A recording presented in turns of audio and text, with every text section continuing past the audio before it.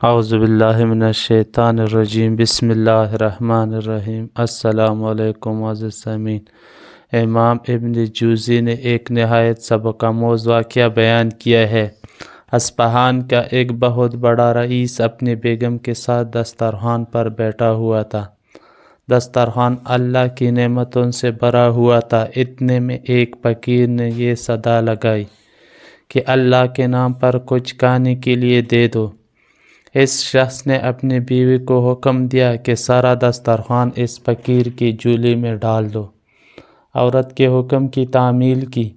جس وقت اس نے اس فقیر کا چہرہ دیکھا تو داڑیں مار کر رونے لگی۔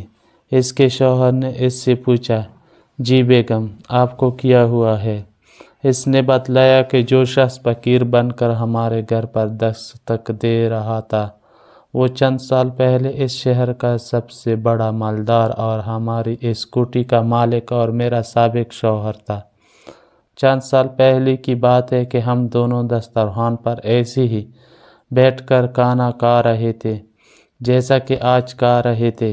اتنے میں ایک فقیر نے صدا لگائی کہ میں 2 دن سے بھوکا ہوں، اللہ کے نام پر کھانا دے دو۔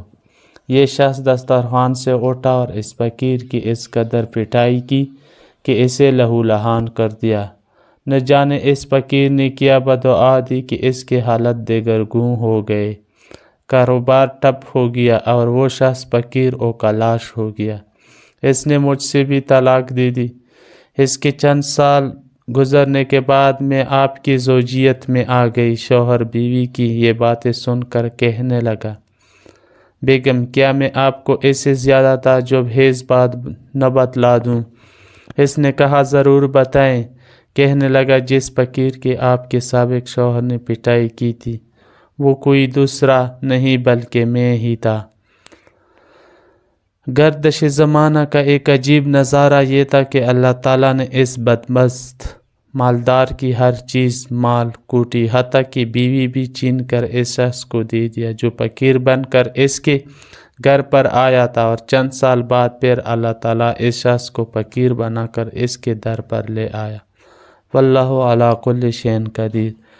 تاریخ ایسے عبرت آموز واقعات سے بھری پڑی ہے، شرط یہ ہے کہ انسان ان سے عبرت حاصل کرے۔ معزز سامعین، آپ کمنٹس میں ضرور بتائیں کہ آپ نے اس داستان سے کیا سبق حاصل کیا۔